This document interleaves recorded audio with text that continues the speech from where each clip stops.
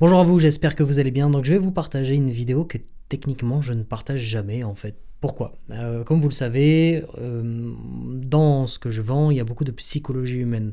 On mélange la vente et la psychologie humaine. Et évidemment, 90% de mes coachings sont des coachings où on va au profond de l'histoire de la personne. Il y a des choses très très très intimes, donc vraiment depuis des années, ce que je partage, c'est vraiment le 10% de ce qui reste, où vraiment on parle de coaching de vente, etc., mais on ne va pas au profond. Évidemment, je vous donne un cas précis, imaginons que une personne a tendance à se faire du mal émotionnellement, et que c'est devenu une addiction, dans le sens où elle prend du plaisir, ou la personne prend du plaisir à se faire du mal. Ben, pareil, cette personne, elle a beau avoir des belles stratégies marketing, des beaux webinaires, des beaux trucs, etc. Il y a un moment, elle va s'auto-saboter parce que c'est devenu une habitude chez elle, c'est quelque chose, c'est un schéma qui s'est créé tout simplement. Donc on va dans la création de schéma, on va dans la compréhension de cette création de schéma et on comprend pourquoi tu fais telle ou telle chose de manière psychologique, inconsciente ou inconsciente dans ton business. Donc évidemment, il y a des histoires que je ne peux pas partager. Là, j'ai 3 coachings que je peux partager. Pourquoi? Je vous explique un peu le contexte. J'interviens de temps en temps dans les personnes qui ont acheté le programme VDX, qui me font intervenir. Là, c'est un couple que j'adore, qui m'ont fait intervenir. Ils ont fait un jour 3 ou 4 jours de challenge.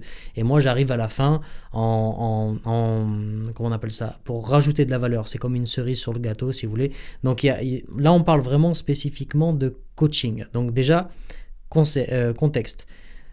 Quand je fais du coaching, notamment dans ce truc-là, alors quand c'est pour moi, il n'y a aucun souci, mais quand j'interviewe chez d'autres personnes, il y a 2-3 contraintes. Première contrainte, je ne me mets pas en avant. Deuxième contrainte, alors c'est pas une contrainte, c'est juste normal puisque tu interviens chez quelqu'un d'autre. Donc tu ne te mets pas forcément en avant, tu rajoutes juste de la valeur, beaucoup de valeur pour les clients. Tu ne mets pas en avant ton produit ou ton service, parce que l'idée c'est de mettre en avant les entrepreneurs qui sont là à la base, et justement tu pousses même la vente chez eux.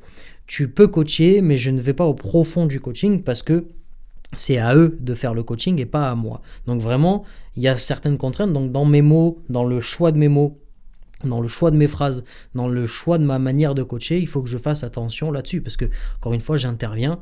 À part si on a un partenariat et c'est pour vendre VDX, etc., là, les mots seront un peu plus différents. Mais là, c'est juste pour leur faire plaisir parce que j'aime beaucoup ce qu'il fait. Donc il y a cette contrainte-là.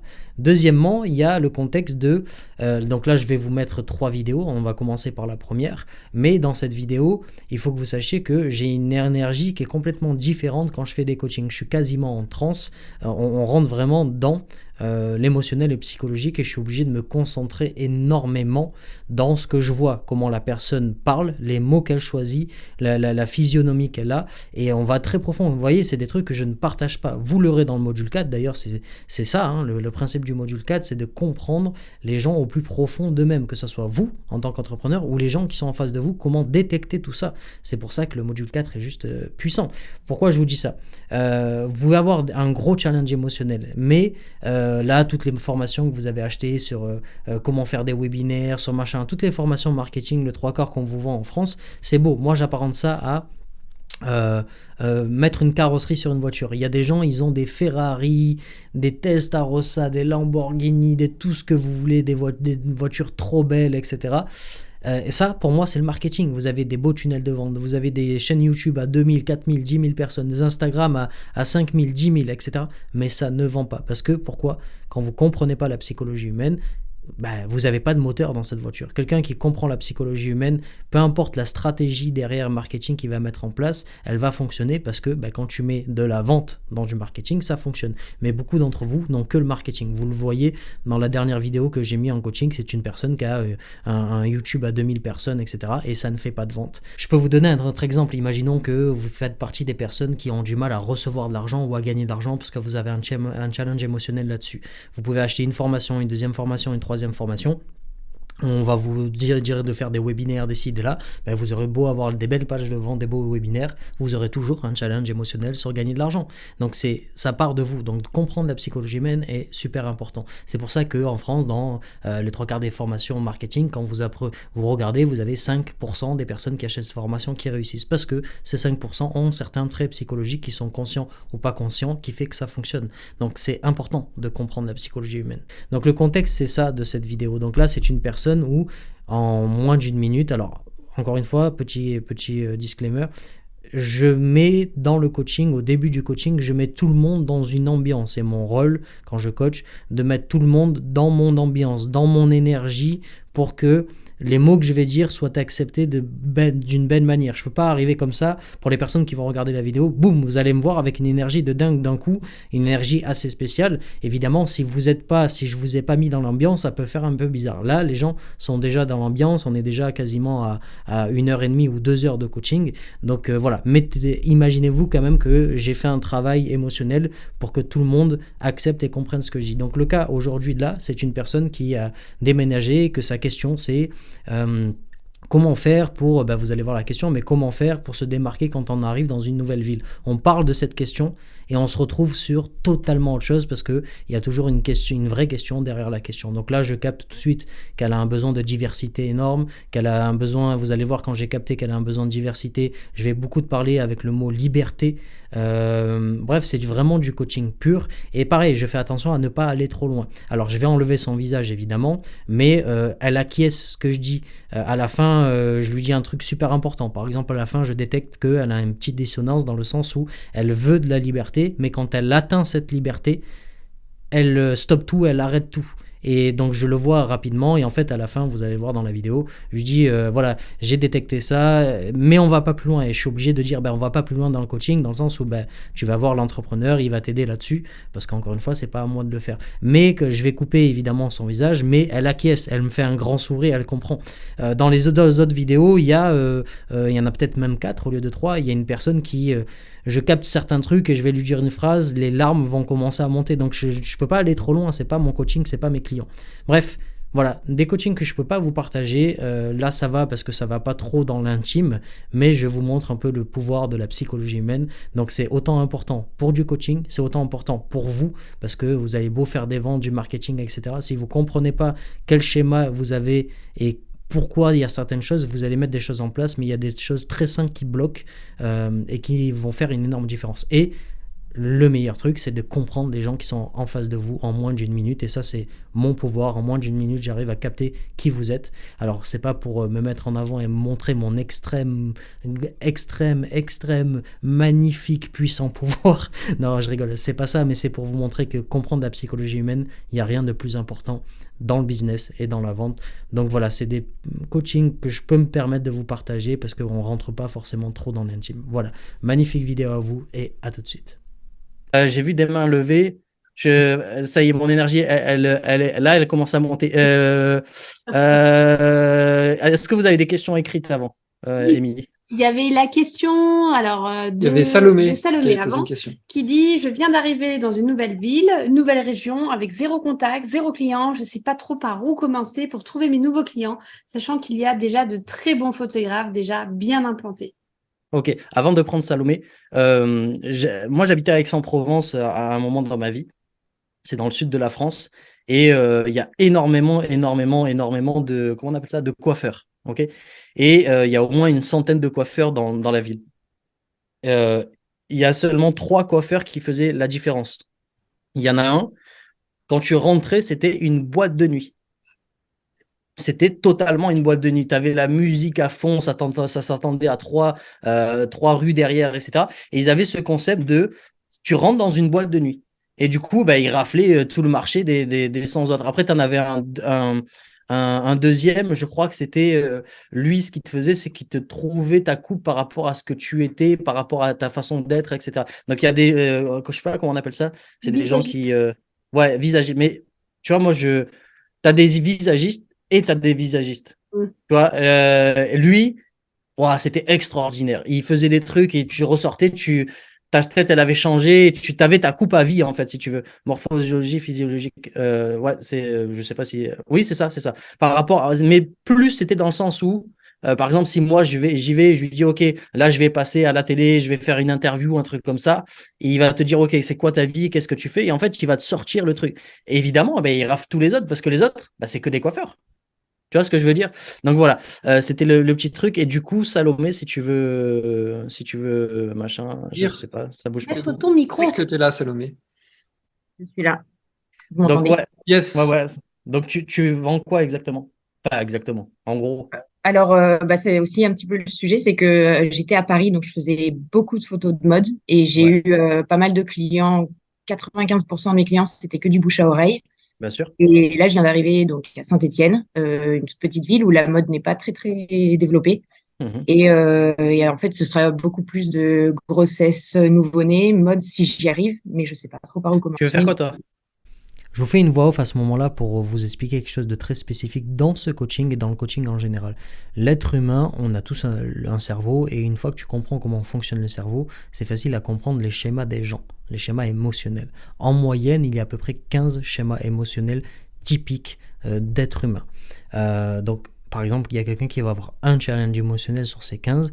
Si vous prenez 15 000 personnes qui ont ce challenge émotionnel, ils vont avoir des similitudes dans leur comportement, dans leur façon de parler, dans leur façon de bouger, dans plein de choses. Et ça me permet, moi qui ai fait des milliers et des milliers de coaching, de comprendre juste en voyant la personne et à sa manière de parler, comprendre exactement quel est son challenge. C'est pour ça que ça me permet d'aller très rapide dans la compréhension de ces challenges-là. Par contre, il peut y avoir 15 000 personnes qui ont le même challenge. Comment s'est créé ce challenge dans sa vie, donc la création de ce challenge, les 15 000 personnes, ils auront une histoire différente. Et c'est ça qui est passionnant, en tout cas pour moi, c'est de comprendre comment ce challenge a été créé. Donc c'est pas le sujet dans ce coaching-là, mais là, tout de suite, en voyant ces mots, en disant ce qu'elle dit, je comprends évidemment tout de suite quel est son challenge. Donc moi, ça me permet de détecter rapidement quel est le schéma émotionnel de la personne, qui elle est, etc. Et c'est très rare qu'on se trompe une fois qu'on comprend la psychologie humaine et le cerveau humain. Et c'est ça qui peut être extrêmement dangereux ou extrêmement positif selon comment tu l'utilises, quelle est ta morale, quelle est ton éthique en tant qu'être humain, évidemment. Parce que derrière, une fois que tu comprends comment fonctionne la psychologie humaine et que tu comprends comment fonctionne la création et le résultat d'un schéma émotionnel, eh ben, tu peux en créer un, tu peux en modifier un et tu peux créer des addictions. Et là, par exemple, on a une personne qui, c'est très courant au niveau des entrepreneurs, qui cherche le comment, elle ne sait pas comment faire, comment se positionner, quoi faire, etc., etc. Donc elle va commencer un truc, ce truc va peut-être fonctionner, mais elle va arrêter quand ça fonctionne. Elle va commencer un deuxième truc, mais elle va s'arrêter une fois que ça fonctionne. Parce qu'en fait, c'est pas le comment, mais c'est ce qu'elle doit faire. Une fois que tu comprends qui tu es, pourquoi tu es là, pourquoi tu es sur cette terre, quelle est ta mission, ben en fait, le comment n'a plus d'importance. Tu fais juste ce que tu fais, et en fait, le comment, quasiment chaque comment va fonctionner. Donc étant donné que j'ai compris très vite, je lui pose cette question. Si j'y arrive, mais je sais pas trop par où Tu veux faire commencer. quoi, toi? Moi, je veux faire quoi? Ouais, bah oui, c'est ça. J'aime tout faire. Je peux pas me positionner sur un sujet spécifique parce que je suis quelqu'un qui se lasse très très vite. Et Qu'est-ce donc, que, désolé, je te coupe. Alors, désolé, pardon. vraiment. Mon énergie est en haut, je vous coupe pas. C'est juste quand j'ai une idée, je la dis. Et voilà, ne le prenez pas mal si je vous coupe. Toi, qu'est-ce qui te plaît d'en faire de la photo? C'est le contact avec les gens et j'aime montrer une partie d'eux qu'ils n'arrivent pas forcément à voir. Bah C'est ce voilà, que je tu veux l'as, toi. dire dans Bah le... ça y est, c'est terminé. Ça y est. Tu nous as dit Ouais. quelque chose de spécifique hier, Ouais, ça y est. Salomé. Vas-y, c'est quoi qu'elle a dit hier? Bah, qu'elle arrive en fait à faire ressortir l'âme des gens. Bah voilà, ça y est, on l'a. Tu me parles de mode, tu me parles de grossesse, etc. Ça, tout le monde le fait. Là, tu viens de me parler d'un truc super spécifique. Moi, là, d'un coup, tu m'as intéressé. Si tu arrives à faire ressortir des choses chez moi que je ne vois pas et qui peuvent m'aider, bah c'est bon, ça y est, tu l'as ton truc. Et ça peut être très large, ça peut être des femmes, des hommes, des enfants, de la mode, de la grossesse, ça peut être tout et n'importe quoi. Donc, tu as quelque chose de général, enfin de spécifique, mais qui peut aller dans le général. Donc, tu ne vas pas t'ennuyer parce que j'ai bien compris que tu te lassais assez vite et que tu avais besoin d'une diversité énorme.